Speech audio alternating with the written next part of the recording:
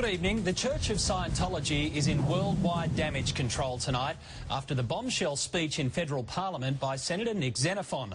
Well, now you're about to meet the ordinary Aussies behind those extraordinary claims. Last week they spoke exclusively with Brian Seymour, leaving no stone unturned. And a warning, you could find parts of this story distressing.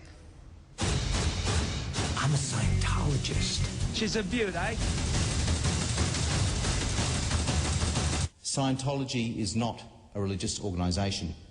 It is a criminal organisation that hides behind its so-called religious beliefs. It's incredibly hard to live with. I've lost 2 daughters. It's said we live in an age of the cult of celebrity. Among religions, Scientology is often referred to as the celebrity cult. What we are seeing is a worldwide pattern of abuse and criminality. Oh, God, looking at human beings as assets. Oh, it's hard to comprehend how you can do that. These are the brave souls who wrote to Nick Xenophon, the independent senator from South Australia, with serious allegations that have rocked Scientology. As criminal. And hiding behind religious beliefs to make money. It's drawn instant condemnation from the church. Senator Xenophon has used parliamentary privilege to make some outrageous and completely wrong statements about Scientology. Senator Xenophon is renowned for his stance against poker machines. Now he's used parliamentary privilege to protect these ordinary Australians from Scientology's army of lawyers. These victims of Scientology claim it is an abusive, manipulative, violent and criminal organisation, and that criminality is condoned at the highest levels. First of all, let me just check. All of you are out of Scientology. Yeah, that's correct. This is Paul Schofield, 53 years old, a powder coater who got out last year after 3 decades inside Scientology. It is alleged that information about suspicious deaths and child abuse has been destroyed, and one follower has admitted that he was coerced by the organisation into perjuring himself during investigations into the deaths of his 2 daughters. Are you saying that that did happen? It happened. Paul says his first daughter, Lauren, who was 14 months old, was being babysat at the organisation's building in Sydney when she was allowed to wander the stairs by herself and fell. She died in hospital 2 days later. Paul says he felt pressured by Scientology executives not to request a coronial inquiry, pressure he ultimately gave into. You've been out of the church for just over a year, I think. How do you feel about that? Well,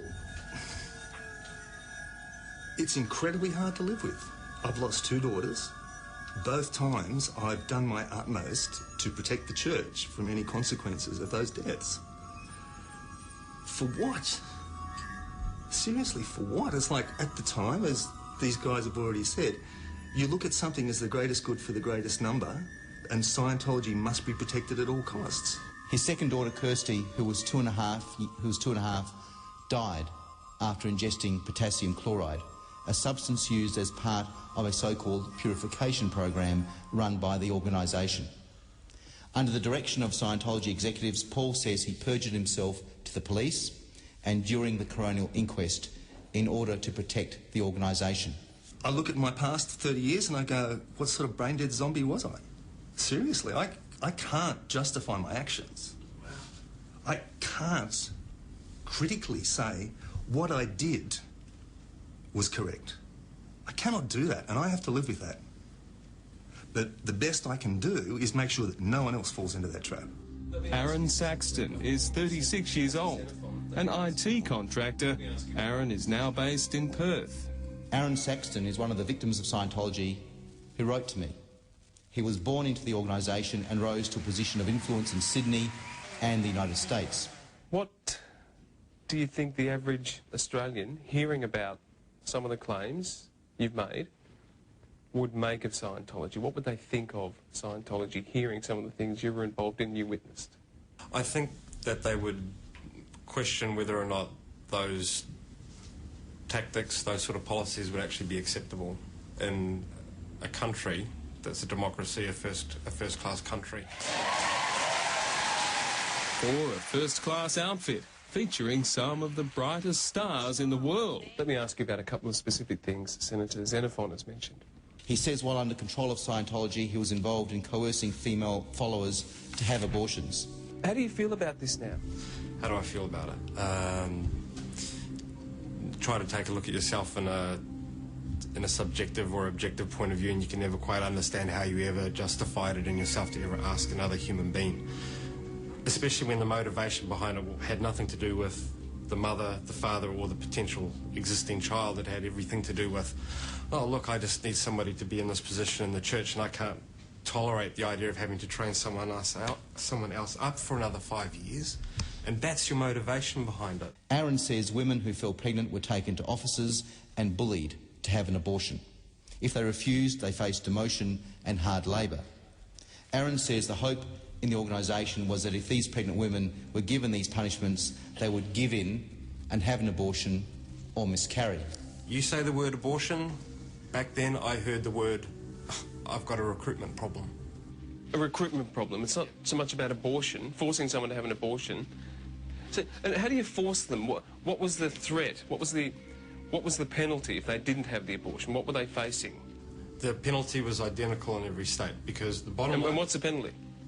You could be put through what they would call a confessional, which any other human being would call an interrogation. Perhaps the most stunning evidence about forced abortions in Scientology comes from the founder of Scientology himself. This is L. Ron Hubbard, giving one of his Scientology lectures in 1952. The auditors who have discovered this to date have asked me not to mention it, but theta clearing provides